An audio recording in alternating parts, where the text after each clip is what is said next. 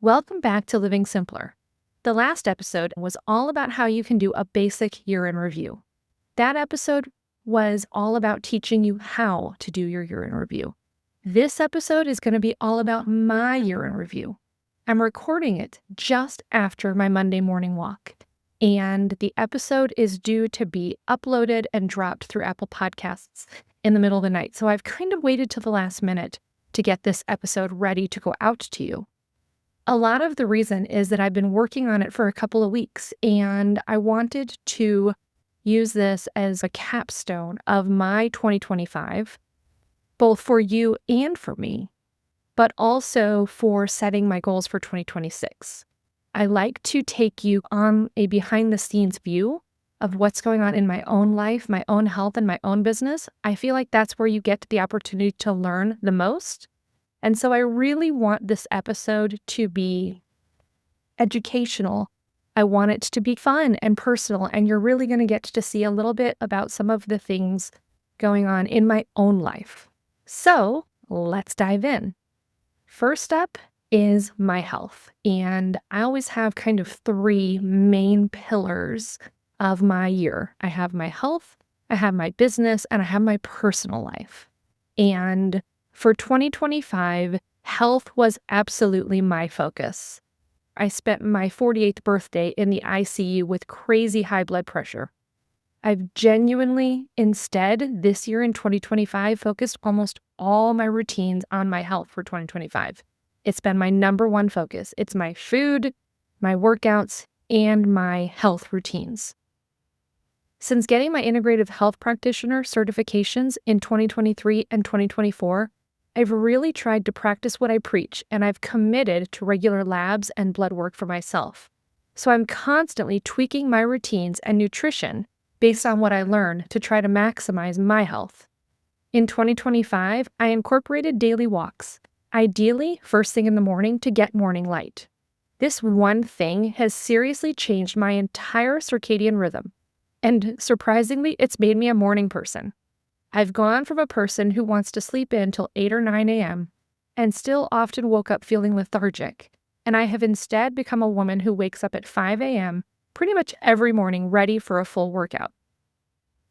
In 2025, I've also changed my eating plan very dramatically. Today, I've gone from someone who used to maybe get about 50 grams of total protein every day to someone who now strives for 125 to 150 grams of protein every day. I switched from one meal a day at 4 p.m. to 2 meals a day, having my first meal by 10 or 11 and being done with food traditionally by 5 p.m. most evenings. This allows me to get a good 3 to 5 hours before bedtime for my food to digest before I go to bed.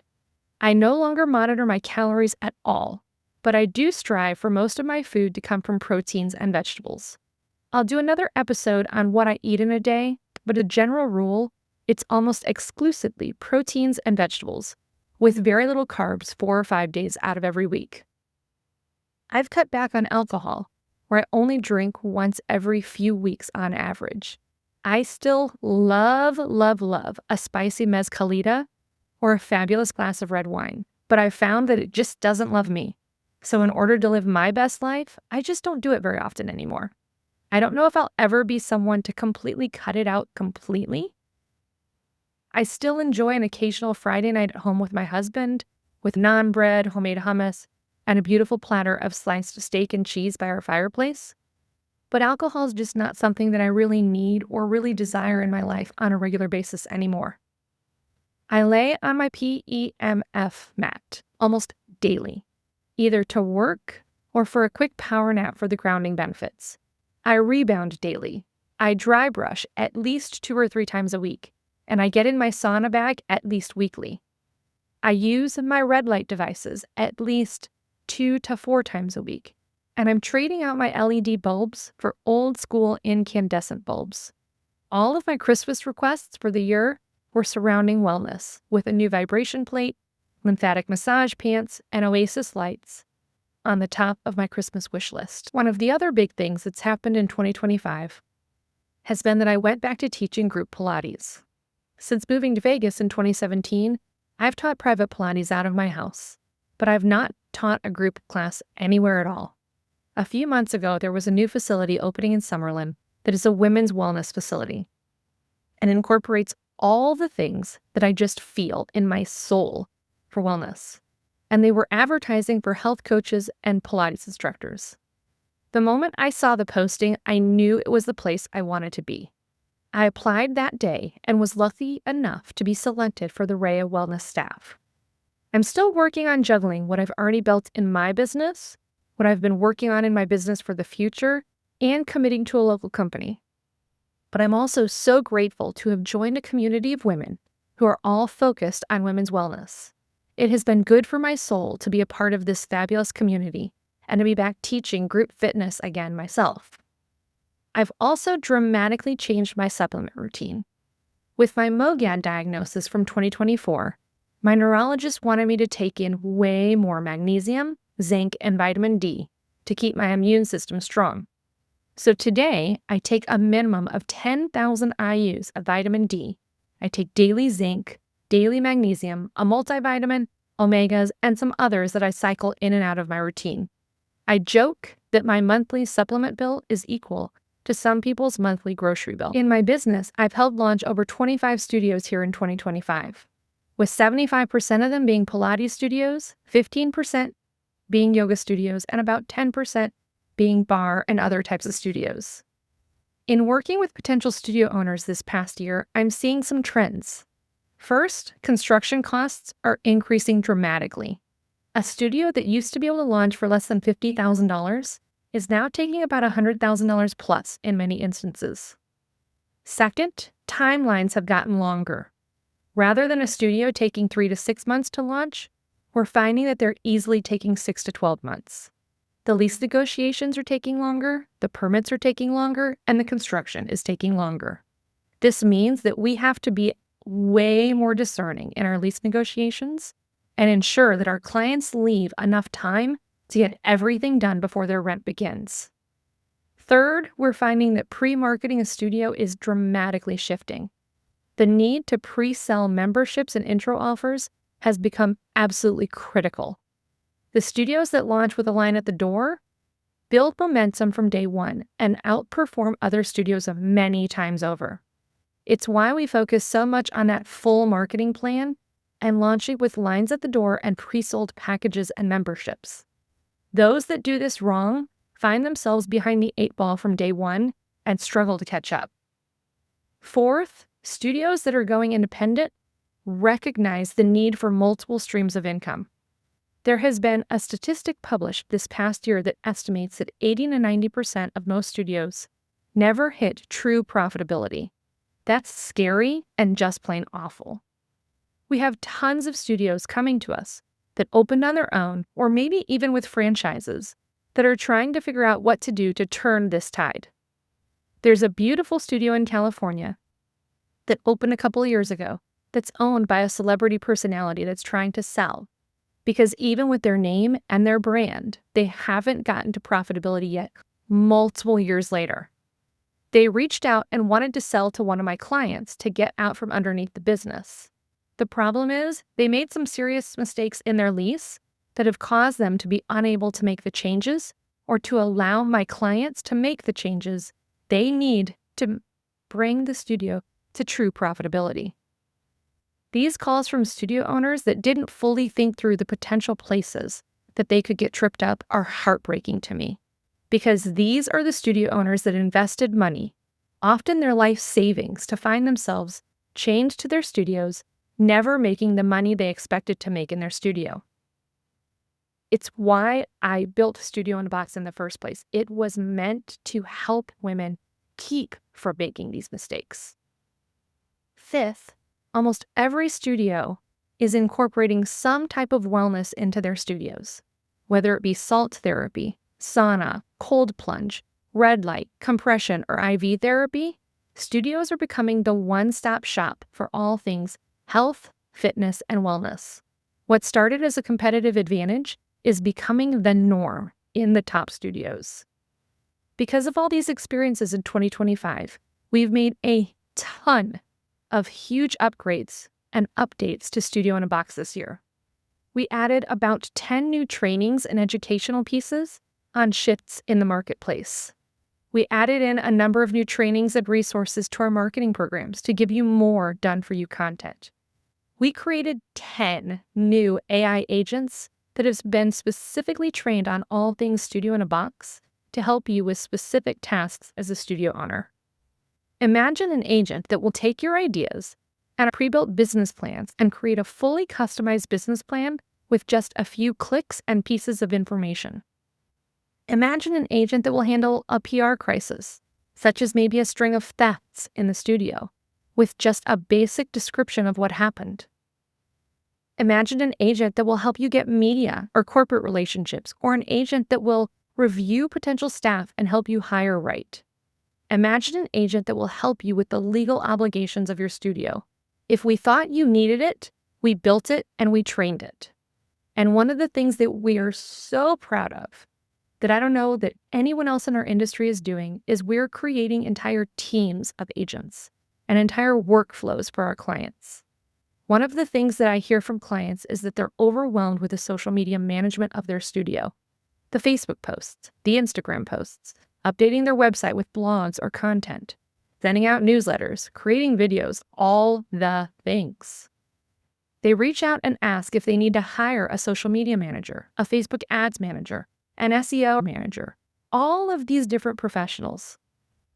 We built something that will take the place of all of these individual professionals in your business. And now it is inside Studio in a Box. And that took a lot from me this year, but I love it. And I'm a tech girl. I've always been a tech girl. And I wanted to make sure that I was helping my clients stay on top of the technology and use the technology to make their studios more successful while spending less money out of pocket themselves. Personally, with AI, I've hired one new VA and I've let 2 part-time VAs go, all based on their ability to change and grow with me in the changes in technology. The marketing world is changing, and the team you hire to build your studio is going to be changing as well.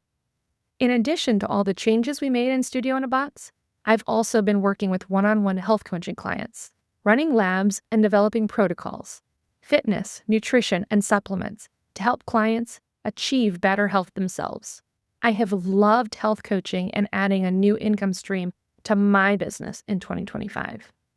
And then, in addition to my personal coaching for both studio owners and their health, I have been working on 3 very big projects behind the scenes. I wanted to bring extra services to my clients, and I wanted to create affiliate and additional revenue opportunities for my fitness studio owners. So in 2026, we will be debuting Fitness Marketing Made Easy. This is for the established fitness studio to get ongoing marketing support and a community of other fitness studio owners to gather ideas, to mastermind, and to share growth strategies. This is something I've wanted to provide for many years for my own fitness studio owners, to continue working with them after their studios opened. But after getting so many calls over the past 2 years from existing studios who need marketing support fast, it feels like the time. So if you're one of my Studio in a Box clients, you'll be getting correspondence inviting you to 3 months free inside Fitness Marketing Made Easy. If you're someone who's been considering opening a studio with Studio in a Box, you will also get 3 months of live support free after launching your studio with a Studio in a Box program. I'm so excited about launching this. The price point is amazing for all the support you're going to get, and we will include all our past and future fitness marketing trainings and some fun bonuses and done-for-you resources. One of the other things we're launching this coming year is the Living Simpler Wellness Collective. The Wellness Collective will be a monthly and annual membership providing clients monthly health coaching, live Q&A, health protocols, recipes, health resources, functional labs, and more. This is meant to complement the work that clients are doing inside their fitness studios, helping them better achieve their health goals and support their fitness goals.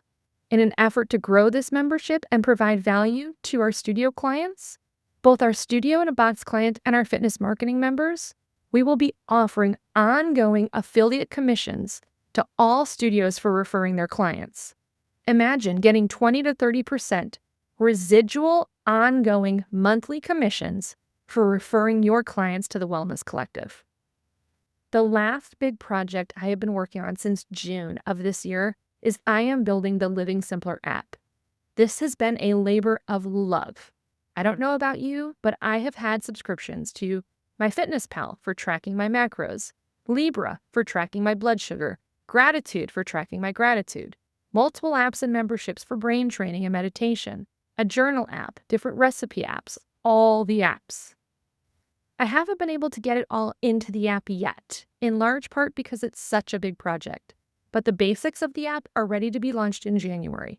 We will be gifting app memberships to our fitness studios to give their clients added value to their fitness memberships. Once the app is launched and in the hands of users, we will begin tweaking and adding to the app, eventually adding in meditations, elevations, AI capabilities to create recipes, track food, and so much more. It has been a very busy year in 2025, and you'll be hearing more about all the things I've been working on as we launch them one by one in January of 2026. And then my third element is my personal, my time and fun. It's funny, as I started this section, I was getting ready to tell you that my year 2025 has been lacking in fun. Because between my health and my business, I just didn't really feel like I've had a lot of time for fun this year. But then, as I followed my process of genuinely reviewing my calendar, I was reminded that 2025 was absolutely a year of travel. First, this year my best girlfriends came to Vegas. We spent a weekend just having fun, doing the things, seeing shows, dining out, all this amazing girl time. Next, I spent a couple weeks in Nashville. I then spent a week in Minnesota and Wisconsin doing a wonderful women's retreat. Mike and I had multiple trips to Southern California. We spent a few days in DC. I actually traveled and visited a few of my fitness studios that I've worked on with clients. We spent a week in Virginia Beach. We spent a week in Colonial Williamsburg. And then we spent our traditional 2 weeks in Cabo. So looking back, I traveled almost 11 weeks out of this year. So I'm really glad that I took the time to go through my calendar and remember how amazing this year was. Between the time that I've invested in my personal health and the time that I spent traveling, if I had not gone through this exercise, I would not have remembered or noticed this. And it was a reminder that we often remember the tough stuff and sometimes forget some of the best things that ever happened to us. So before we wrap, I want to leave you with a simple 5-step year-end review that you can do in 15 to 20 minutes to close out your year with clarity and intention across your health, business, and personal life. Grab a journal or your notes app. Here we go. Step 1, celebrate what worked. Once you've determined how you've spent your time, your money, what are 3 wins that you're proud of in your health, your business, and your personal life? Big or small, write them down and let yourself feel proud. Step 2, release what didn't work. What felt heavy, draining, or out of alignment this year? Be honest and kind. This is about letting go, not beating yourself up. Step 3, capture the lessons. What patterns or insights came up this year? Where did your body, your business, or your gut try to tell you something? What will you do differently next year? Step 4, set a simple vision. How do you want to feel in 2026? In your body, in your work, in your relationships. Think energy, not just effort. Write it down. Sit in it. Feel it. Pick your big 3. Pick one health goal, one business goal, and one personal goal. Just one each that you want to focus on for 2026. Small steps equal big change. This gets to feel simple, and so do you. So thanks for being here with me today and for allowing me to share more with you about my life. And if you loved this episode, share it with a friend who's ready to take back her power and start fresh in 2026.